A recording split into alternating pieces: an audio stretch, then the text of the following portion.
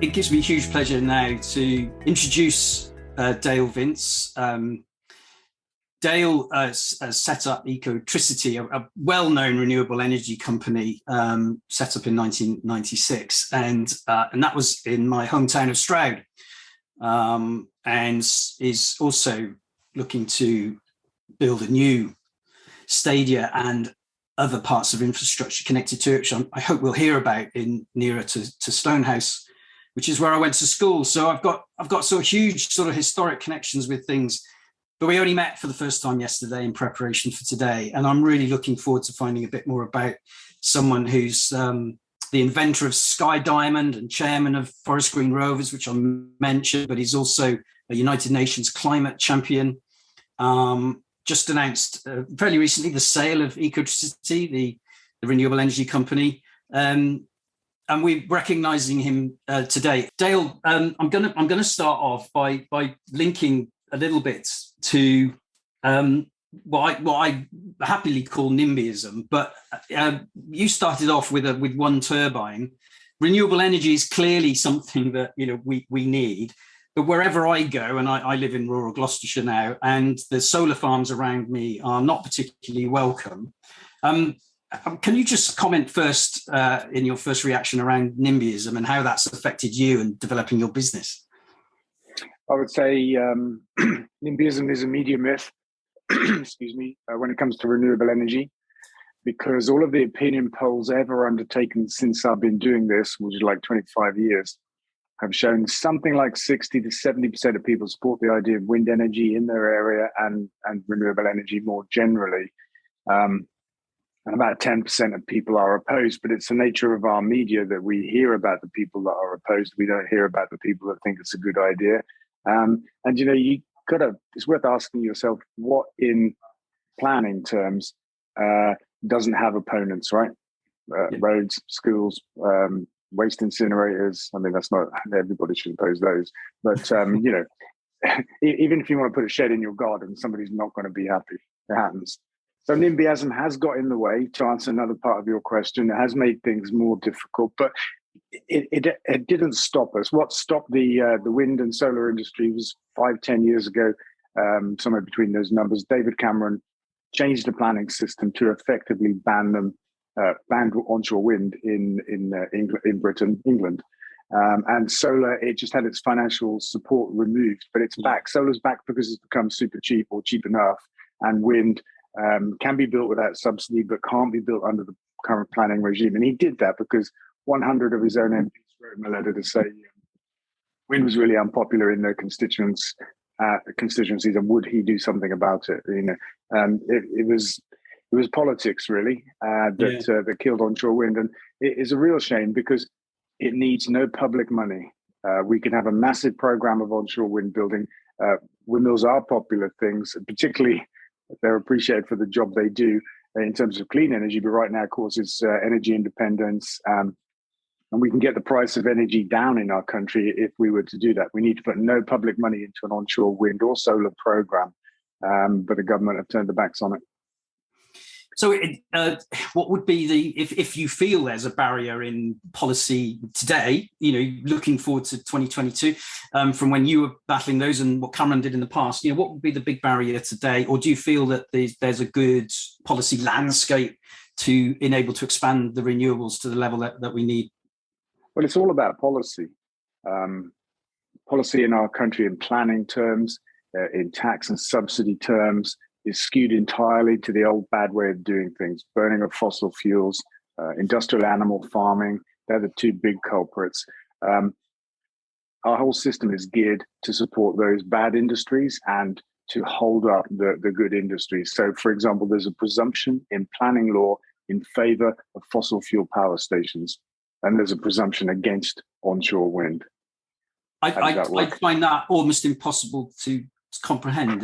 I'm going to challenge you. Is that's I just kind of, I don't even know what to, because I believe you because you know this stuff. I don't even know how to come back on you on that without saying you've got it wrong, Dale. Let me offer you another one then. I'll double down, right? There's a carbon tax. There's a carbon tax on green energy that makes no carbon. But if you're a big industrial user of fossil fuels, you're exempt from the same carbon tax. Okay, we need to definitely know more about this. I feel terrible that I didn't know some of those things, because they are the barriers. That turned into be a bit more of a scarier question than I thought. But generally, do you feel it's a positive trend in the direction of travel here? Do you feel that looking at manifestos for people who want to get elected, manifestos for certain people who want to try and stay in power, maybe, but not talking much about the environment? But do you feel that there's a race to the top now in terms of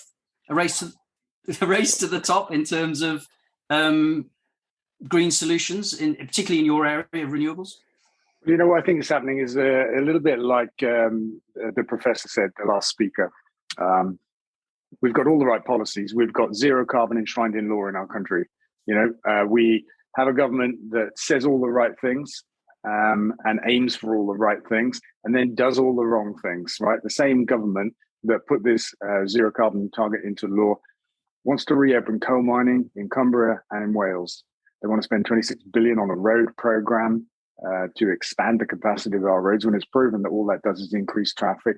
They want a third runway at Heathrow, when we know that aviation is a problem sector. They're pouring billions into the North Sea right now to get more oil and gas out, when we know that the North Sea is running out anyway. It's maybe got 10 years left, so it doesn't make a lot of sense. And this is the same government that changed planning law, property law, and environment regulations to make fracking easier, to try to force fracking on a very unwilling country. So if you look back to opinion polls, you see the mirror image of the support for wind energy is the opposition to fracking, about 70%.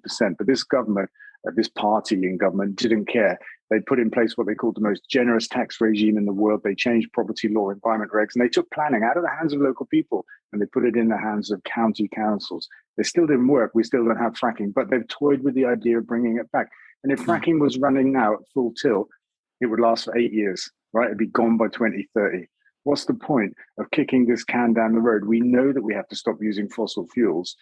We might as well do it now and have the benefits of that sooner. Right, audience, hold on to your seats, because this is only going to warm up. So I want to ask, do you feel that given your observations there, let's call them those, do you feel that, where are we in the league table? You're a United Nations, so you're a global champion. You obviously, therefore, have a view perhaps on how we're performing in the global league table of such things. Where would you put us, and why are we where we are in that league table? I don't know which kind of league table you might be referring to. There are lots of different versions, probably, like the amount of installed renewable capacity, perhaps the growth rate of renewable capacity. There are all kinds of measures. But my favorite measure would be to look at what we're capable of, look at the resources we've got as a country and the extent to which we're using them. And I would say we're pants, right? We're the bottom of the league table, because we've got enough renewable energy to power the country 20 times over. That's just the wind and the sun. We haven't begun to tap tidal or wave yet, and they are expensive technologies, and that's the reason why they're relatively rare. Geothermal is appearing in Cornwall, which is an amazing opportunity for us for on-demand, constantly on-demand renewable energy, 24/7 baseload is what they talk about in the industry for fossil power stations. And then, we've got all of the other opportunities with the smart grid, battery storage, green gas, which we launched last week, a new report that shows that we don't need to throw away the national gas grid. We don't need to scrap tens of millions of boilers and cookers. We don't need to impose a cost of £8,000 on every household to buy an air source heat pump that will increase household energy bills by 50% every year. We don't need to do any of those things. We can just change the gas in the gas grid. Yeah. We have enough grassland to make enough gas to power our whole country. It's like our new North Sea. We can be independent for gas, but made from a renewable resource. So, on those measures, I think we're just rubbish.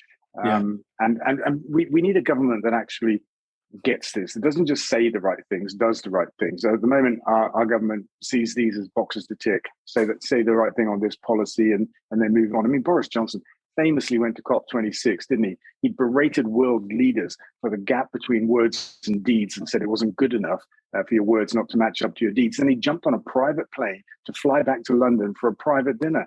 Come on. What's that for leadership? And how hypocritical is that? But that's Boris Johnson, okay? But he does lead the government. He does lead the government. And that's our problem, because we had 10 years, according to the UN, to avoid the worst of the climate crisis, to keep within 1.5 degrees. And we're about 4 years into that 10-year period now. And, we've wasted it under this government. So it's really vital that we get a much better government at the next election, which is going to be coming soon. Well, you segued there into something I'll pick up in a minute. I'm just going to go to some questions. You segued with green gas into something that I wanted to ask you about, which is land use, which is close to my heart, different ways of using our precious land, if it is so precious. And also, therefore, I'm going to just jump into some specifics. Let me just bring up that Q&A so I've got names. Actually, I remember the questions, but Becky's talking about the MOD and radar, wind interfering with radar. That's a question. And the second one is, actually, I've got a third one coming, but what about local engagement in energy supply? Actually, I might answer the third one, which is, does Ecotricity have any plans to grow beyond the UK? Bizarre that I should answer this to the founder and the CEO, but if you're selling Ecotricity, one assumes that might be up to the buyer, but you might want to comment on it on beyond the UK. But let's focus on, is radar affected, in your opinion, and local engagement in energy supply? I guess we're thinking district heating systems, community systems, those sorts of things, maybe something else you will know about. Yeah, okay. Well, look, I've always thought that the radar thing, sorry, I was distracted by a duck. The radar thing in wind energy is like, I don't know. It's like, are we serious that we have this high-tech military and they can't deal with a few windmills? They can't tune that out of their radar, actually. Because if we are serious, it means that we've given our enemies around the world the perfect solution to keeping us out of their country, right? Just build some walk around with windmills in their hands. It makes no sense to me. I think the MOD are just very slow and very conservative. And you see in other parts of the world, it's not an issue, but it's been an issue here. Local engagement, I guess it comes in various different forms. District heat schemes, I think, are a good idea, but there are very limited, I think, opportunities to do that. With new build, you have the perfect opportunity, but retrofit, I think, is always going to be very expensive and difficult. The Tories used to talk about some kind of community funding from renewable energy schemes, in order to buy people's acceptance of new things. And then other people work on community ownership, where the idea is a local community can buy shares in renewable energy and benefit from that. And there's been a lot of kind of, I would say, excitement about that kind of model, like it's the perfect answer. I don't think that it is, because it's only available to people that have the money to buy shares. So it's exclusive, it's not inclusive. What we've done instead is we've come up with a model. We took our home county of Gloucestershire and we did a GIS-based survey of the county. And we looked to see how many windmills it would take to power all of the homes of the county. There's about 600,000 people. And we found it was just 100, and we would have to take just 3% of the hilltop land in the whole county of Gloucestershire to power all the homes with renewable energy, which is nice, but that's only half the story. Second half of the story is we proposed that it would be owned by the local authorities themselves, and that the money, the revenue, therefore, from those 100 windmills would flow directly into local services and would therefore benefit everybody. The perfect model of community ownership would be that everybody benefits. We called it 100 Mills for Gloucestershire because that's exactly what it was. It was a Ron Seal name, and we're still hoping to land it. Yeah, I know I'm going to get shouted out for running out of time, but I'm literally going to keep going till I get shut off. No, I'm only joking, Phil and Emma. So just to let you know, anonymous attendee, I'm afraid I'm not going to put your question to Dale because I don't know who you are. If you're able to change your tag and we have time, I will put your question to Dale. But this one links into that land use subject that we talked about yesterday. This question from Russell Thomas. Does Dale support the transition from methane to hydrogen and biomethane, or does he believe the future is purely biomethane? And you're welcome to drift into that whole "we haven't got enough land" thing, Dale, that we talked about yesterday. I definitely want to talk about land, but I just want to say that hydrogen gets a lot of hype, and I don't think it's got the role to play that many people think it has. The big oil companies are behind it because it suits their infrastructure, refineries, tankers, and forecourts. But in a vehicle application, it takes twice as much energy to do a mile in a hydrogen car as it does an electric battery car. And so it can't make sense to be so energy inefficient and use hydrogen to do that. when we've got the answer with battery cars and renewable energy. I think there'll be limited scope for hydrogen in various different sectors, but my favorite is in the gas grid, where the gas grid itself and the appliances, all new appliances since something like 1996, have been able to take 20% hydrogen. So when we scoped out what it would take to replace fossil gas and what the future looks like 100% renewable, we left that space in there for 20% hydrogen, because in order to minimize the times of having not enough electricity from the wind and the sun, we need to oversize the fleet. And when we do that, we'll create times when we have too much. We can turn that into hydrogen.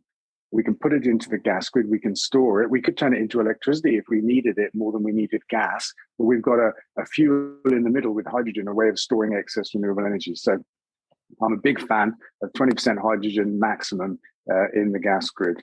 Land use. Can I pivot to that? You can. Go for it. Yeah.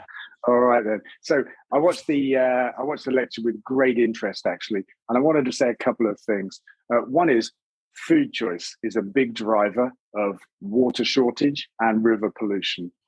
Right? I think it's something like 4,000 liters of water to make a quarter-pound beef burger. Right? We have to change our food choice in order to get to net zero. Anyway, we raise and kill 1 billion animals a year just in Britain. 1 billion, which is obscene. Most of them, like 85%, live in sheds. They never see outdoors.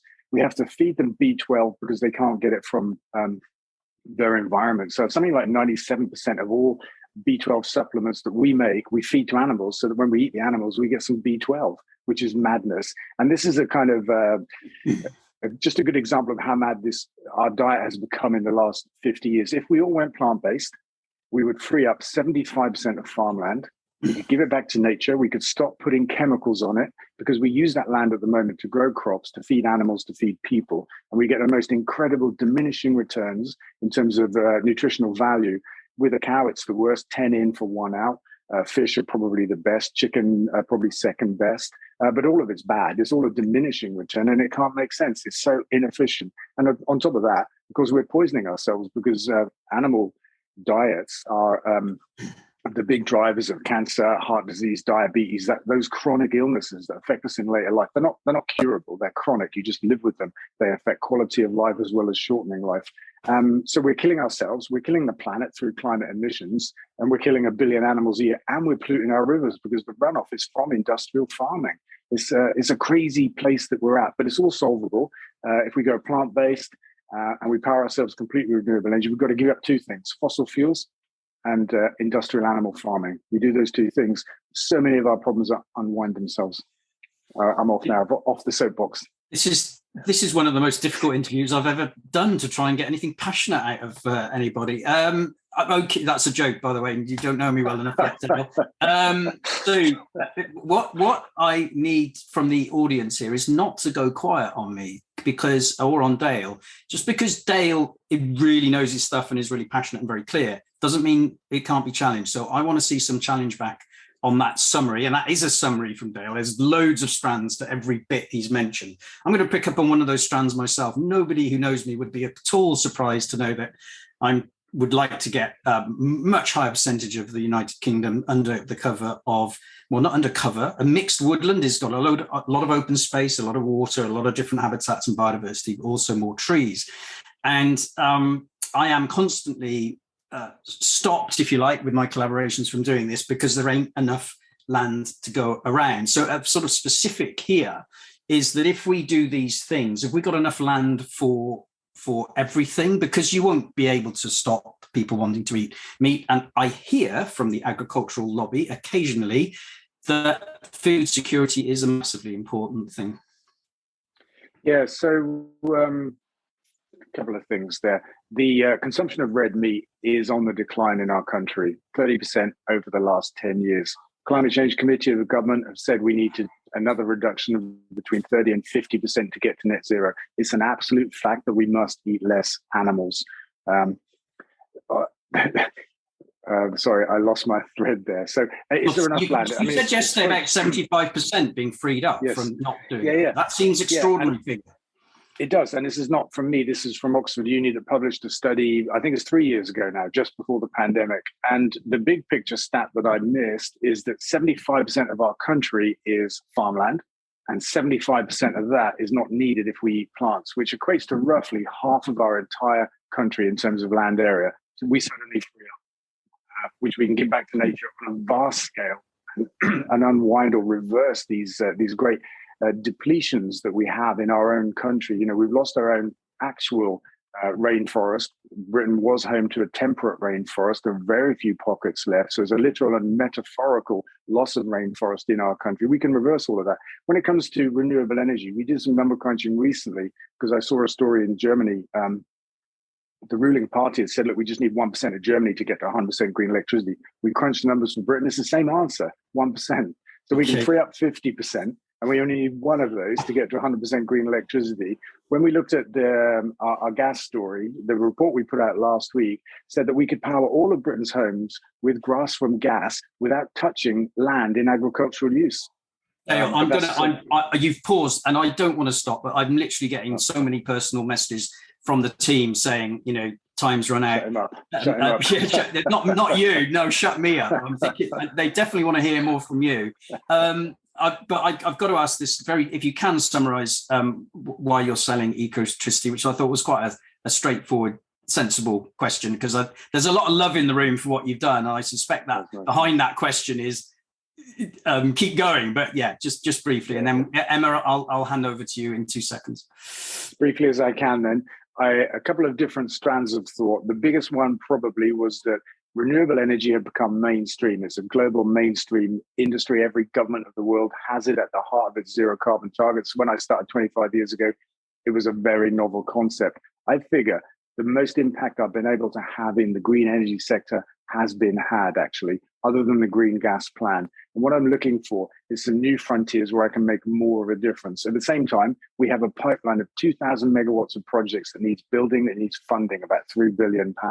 So we need a new owner with the big enough pockets to take forward our pipeline of projects, because that's the scale we need to be building at in our country. So I think Ecotricity can do more now without me. And I learned this lesson when we sold our electric highway last summer. We'd struggled to keep pace with the demand for new pumps and stuff, found a great owner with deep pockets, and we passed it on. First time I ever had sold a business, never thought that I would, but I learned from that. And I think now that with Ecotricity, it's time to let it go. And through that, I can achieve more. Value-driven stuff. Thank you, Dale. We've not answered all the questions. I hope you understand why we haven't answered all those questions, although you've inspired a lot of people, I can tell from the chat. Dale, again, as with Ian, Professor Ian, it would be great to do a sort of longer version of this or even focus on something. Thanks for your time. We need to move and welcome as an honorary fellow to the cadre that the Society has. You are extremely welcome and qualified. Thank you so much. Thank you. It's been a pleasure being here and chatting to you, I have to say. Okay, we'll definitely do some more then, because that was recorded, so you can't hide away from me. And I know where you. Well, I do know where you live, actually. That is true. Okay. Okay. Thanks, Dale.